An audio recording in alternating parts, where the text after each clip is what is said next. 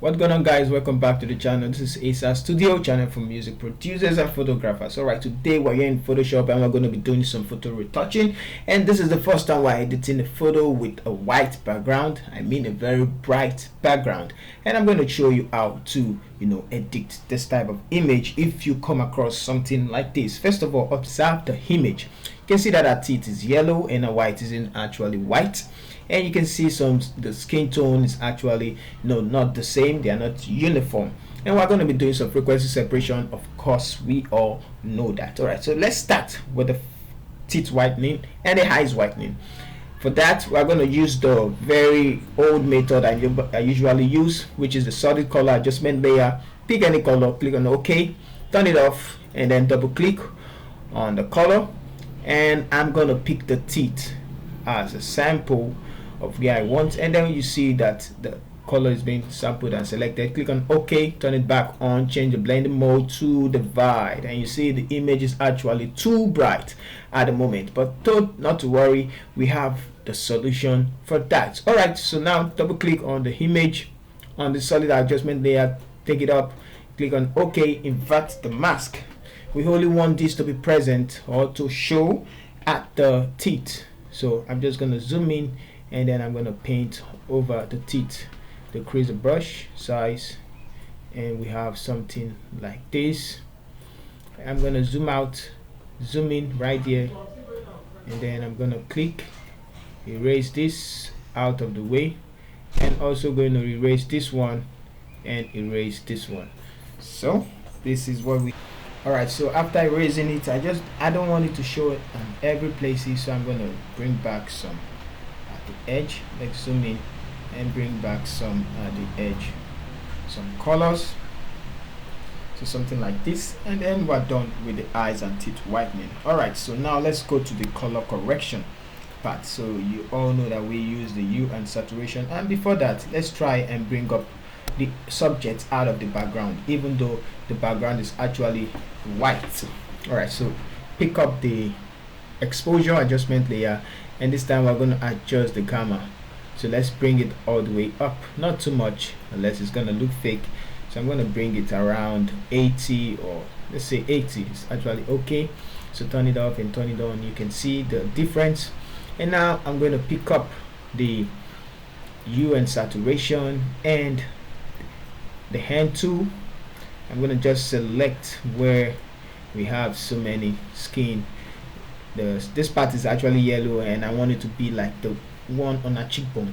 So let's increase, zoom in. This time around we need to look closer because it's actually a white background. So let's take it to the extreme, and let's see where it's been chosen. So I'm going to turn it off and on here, so you can see that those places only are selected. Let's take it to the front, and we have it like this. Turn it off and on, so it's not still there yet. Let's take it backwards and turn it off and on. Alright, so we have it covered where we want it to be. Okay, so now I can make display 0, and I can take it backwards to make it uniform, and you can see the more I take it backwards, the more it becomes uniform. So unlike before, and now it's not like the cheekbone, but some places are dark. We know we're going to fix that with frequency separation. Okay, so now this is before and then this is after. First of all, I want to remove it from our hair, so I'm going to pick up the brush, foreground color black, and then let's paint over our hair and bring back things naturally. So we're working on the skin tones, we all know that. So I'm going to paint it over here. And on our lips, I think it affected our lips also. Okay, it did not affect the lips. Okay, so now that we have things tidied up already, now we can go ahead and do some frequency separation. So create a stem visible layer and Ctrl J twice, and I'm going to do the frequency separation, and then we're going to continue with the editing process. Alright, so now I'm done with the frequency separation, and you can see the before. I'm going to zoom in and after, before and after. So one other thing we're going to be doing is to make the color look so real like a skin tone, so we can use the camera raw filter, or we can use the color, the hue and saturation for that. So let's try and use the two. So I'm going to pick up any place. First of all, let's see that side selected, and we can bring it up and select a sweet spot. I just want just that place to be tidied up, and I'm finding it difficult to so I'm just going to do that, and then double click to open up the adjustment layer. And just because I want to make the selection present on the around the eyes, so that's what I'm going to double click to open up the blending mode, and I'm going to remove it from the brighter sides to make it present, and I'm going to hit Alt and balance it so well like that. And why am I doing this is to focus more on the darker parts. Alright, so I'm going to click OK on the keyboard. I'm going to remove it from the eyes. Let's choose the brush tool and let's remove it from our lips, so somewhere around there. And now we can turn it off and on. You can see why I chose to make and choose that place. So now let's turn it back on and go to the red. I guess it was red. Turn it to 0, and let's see what we can do. Maybe is to change the hue. Okay, now I'm gonna take it all the way up, not too much, just the place it fits, so somewhere around there. And we can see our before and after. We can also increase the lightness a bit to make it uniform, and you can see how amazing it's actually transforming. We can leave the saturation at 0. Guess that does no need for the saturation, and we can increase this the more, or bring it back a little. Okay, so that's a sweet spot for it, and we can see before and then after. Amazing, right? Very amazing. Okay, now let's do one other thing. Choose the hue and saturation, pick up the N tool, select, and let's see where we feel like we need to adjust. So let's take it back and increase the saturation to bring up the skin. Yeah, so I guess that place is actually looking okay for me. Okay, so now we can create a stand visible layer. Creating a stand visible layer, let's take it to camera raw filter, and here we are in camera raw filter. Don't worry about the white and the highlights for the now. So let's see what the white's gonna do when we take it all the way back. Wow, actually it's really helped a lot. I can increase the highlight a bit for our face, and you see that. Okay, so for the shadows we can actually bring it up and bring down the blacks to create more contrast. Okay, so that's that. Okay, so now I think we need some texture. Remember, don't forget about texture, very important. I'm going to close the basic tab, go to the curve. Oh, there's no need for the curve, there's enough contrast already. I'm going to go to the color mixer. Yeah, so on the color mixer, first of all, let's work with the red. I'm going to saturate the red. Yeah, so I think the red is already saturated just a bit. Let's go to the hue, and I'll make the yellow look more like the yellows, and the orange look more like the yellows. Okay, not too much, because we take it back, it's gonna make it red, so I don't want that. I want the hue to look more like the orange, and let's take this back a little. Okay, so the green, there's no green, but I think the air. Now let's go to the saturation. For the saturation, we can, let's see, we need to increase that of the orange and a little bit of the yellows, or we can decrease the yellows. Let's just increase it to have no effect after all. Okay, so there's no blues, there's no any other color, and we can call it day. So close the color mixer, go to the calibration.